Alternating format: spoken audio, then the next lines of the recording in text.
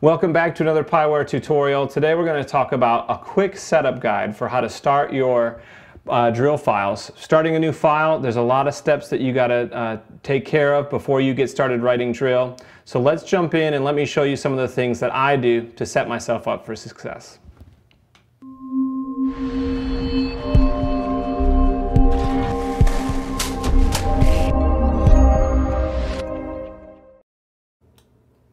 Alright, welcome to my quick and easy setup guide. Here we are in a brand new file in PyWare. And what we're going to do is first, anytime you start a new file, you should save it first before you begin so you can use your shortcut to save at any time. Alright, now the first thing I do is go to your utilities and your grid designer. And I like to set up my grid a certain way. I like to put my numbers here, just grab them and drag them down, where the bottom is at 11 steps. Then this back one you can do the same thing, but you want to flip the orientation of the back marker and drop that at 11 steps.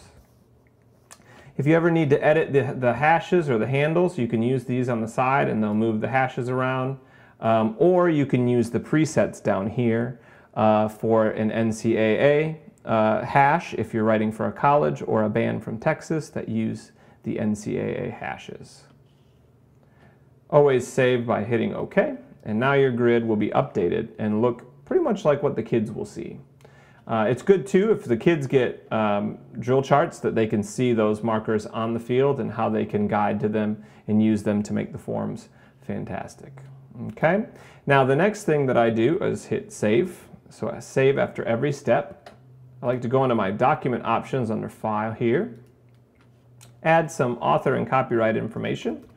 Drill design by Joe Hulse. That way it appears on the drill.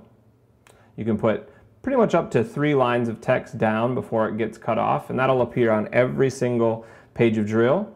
If you want to provide these files to somebody and they can watch them but they don't want to be edited, this is where you can put some restrictions on them. And then you can also do stuff so in RealView or if there's an image you want to display on the RealView or in the drill chart, you can put that here. I usually just use the author information and copyright. Under preferences, I always add a drill title because I don't like the way it looks to have the file name as the drill title, so I can put opener. And then under the perspective, I like to put a field here on the surface spot. So go right here to choose next to surface, and you can choose any one of the surfaces that are in here. I'm going to use my custom drill design solutions surface. If you've taken my tutorial, you've seen my, you've been given my blank high school field surface. We can do that one, why not? And then hit OK. Now everything should be saved so far. Control S or Command S on a Mac. And now you've got your field set up the way that you want it. It looks exactly like it's going to look to the kids and you. Or the teacher, whoever's going to be teaching it, and you're good to go. Okay, now in one of my other videos I talk about the importance of planning. So I already know that I need 4 sets of 16 in my timeline down here. So I'm going to go ahead and add those next. I always add all my page tabs next. So we'll put an opening set and then a couple of 16 count pages. Lock the track, and now we've got 4 page tabs that we know we're going to write drill to. Next, what I always do is I go to my grid design or my production sheet, and I show the production sheet, and you can see our transitions are here, the counts are there. I like to add my measures in. It helps me stay organized, and you can import these from an Excel file and the production inventory and the other stuff that I provide in my tutorial series, or you just type them in. That's usually what I do. Measures 1 through 4 for the first 16 count move, 5 through 8, and then 9 through 12. And then that way I know that my score and my drill pages all match up. If you'd like to put the title under this one, you can, and it'll appear on the drill page. You can put that under each one if you'd like, or just the opening set. I usually just do it for opening set. If there are any rehearsal marks, you can add those in. Say at measure 13 is letter A. So this page will take you up to letter A. I usually wait till the very end to enter my notes in. just in case I add a set here or there, or there's some extra information that I need to add that I didn't know before I started writing. Okay, so now I've got that set up. I hit the pin and it goes to the side. Save your file. And there's only one more big step that I do to make sure that I'm ready to write, and that is sync my file with the music.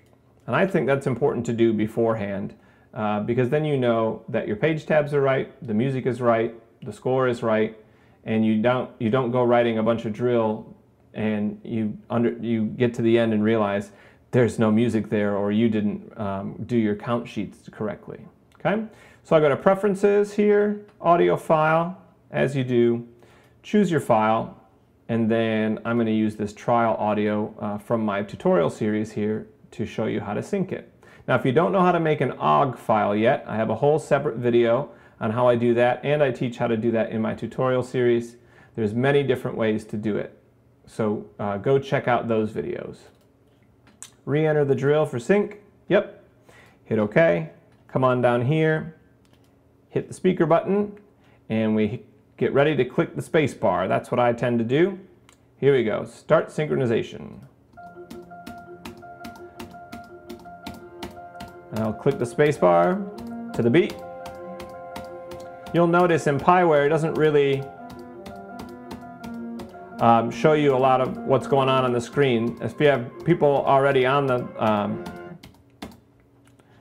if you have people already on the field, they may not move. It may just kind of sit there, but that's okay. It's still syncing. You can check it by going back at the end and just hitting play and making sure the count track is going in time with the beat.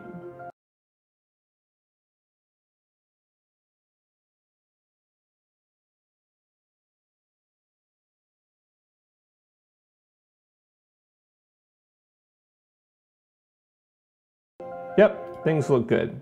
I hope this was helpful. If you learned something here, or I did something new or different, or you'd like to add your commentary to it, feel free to comment below. And certainly stay in tune, like and subscribe to the channel, and come on back to watch my tutorials. Hopefully they'll be of help to you.